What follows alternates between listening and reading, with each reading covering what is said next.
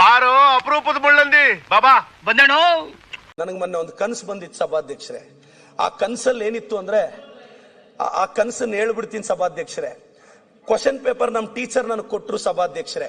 Father of nation ಯಾರು ಅಂತ ನಾನು ಬರ್ದೆ ಸಭಾಧ್ಯಕ್ಷರೇ, ಮಹಾತ್ಮ ಗಾಂಧಿ ಅಂತ. ಇದೇ ಕ್ವಶನ್ ಪೇಪರು ಕನಸಲ್ಲಿ ಅಶೋಕ್ ಅಣ್ಣಗ ಅವ್ರ ಟೀಚರ್ ಕೊಡ್ತಾರೆ ಸಭಾಧ್ಯಕ್ಷರೇ.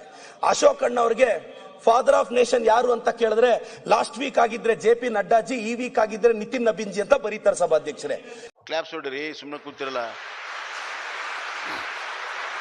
ಇದು ಕನ್ಸು ಸಭಾಧ್ಯಕ್ಷರೇ, ಇದು ಜಸ್ಟ್ ಕನ್ಸು ಸಭಾಧ್ಯಕ್ಷರೇ.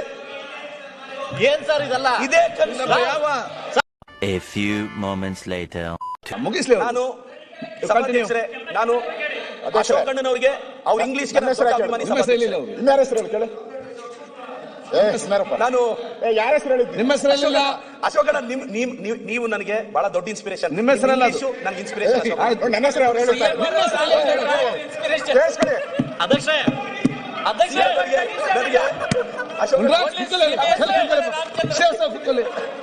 ಕಂಟಿನ್ಯೂ.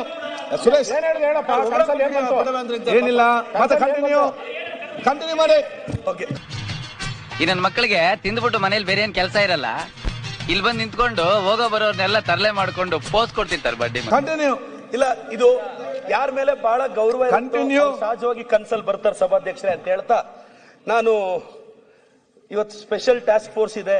ಫೈರ್ ಅಂಡ್ ಎಮರ್ಜೆನ್ಸಿಯಲ್ಲಿ ನಾವು 2336 ಜೀವಗಳನ್ನ ನನ್ನ ಸರ್ಕಾರ ಕಾಪಾಡಿದೆ. ಅದಕ್ಕೆ 1452 ಕೋಟಿ ನಾವು ಖರ್ಚು ಮಾಡಿದೀವಿ. ಅದೇ ತರ ಸಭಾಧ್ಯಕ್ಷರೇ, ಹೇಳ್ತಾ ಹೋದ್ರೆ ನನ್ನ ಸರ್ಕಾರದ ಸಾಧನೆಯನ್ನ ಪದಗಳಲ್ಲಿ ವಿವರಿಸೋದು ಕಷ್ಟ. ನೀವು ಹಿಂದೂ ವಿರೋಧಿಗಳಲ್ಲ. ಸನ್ಮಾನ ಅಧ್ಯಕ್ಷರೇ, ಈಗ ನಾನು ನನ್ನ ಮಾತಾಡ್ಬೇಡಪ್ಪ. ನನ್ನ ಮುಖ್ಯಮಂತ್ರಿಗಳನ್ನ ಕಂಟಿನ್ಯೂ. ಈಗ ನೀವು ಕನ್ಯಾಗ ಮುಂದುವರಿಸಿ. ನೀವು ಸಿದ್ದರಾಮಯ್ಯ ಫುಲ್ ಖುಷಿ ಈಗ. ಇದು ಸಭಾಧ್ಯಕ್ಷರೇ, ಬಹಳಷ್ಟು ವಿಚಾರಗಳನ್ನ ನಾನು ಕೆಲವು ವಿಚಾರಗಳನ್ನ ಯಾಕೆಂದ್ರೆ ಮೊದಲನೇ ಬಾರಿ ನನಗೆ ಅವಕಾಶ ಸಿಕ್ಕಿದೆ. ನನಗೆ ಮಾತಾಡಿ ಅಂತ ತಾವು ನನ್ನ ಮುಖ್ಯಮಂತ್ರಿಗಳು, ವಿರೋಧ ಪಕ್ಷದ ನಾಯಕರು ನನಗೆ ನೀನು ಮಾತಾಡಪ್ಪ ಅಂತ ಹೇಳಿದ್ದಾರೆ.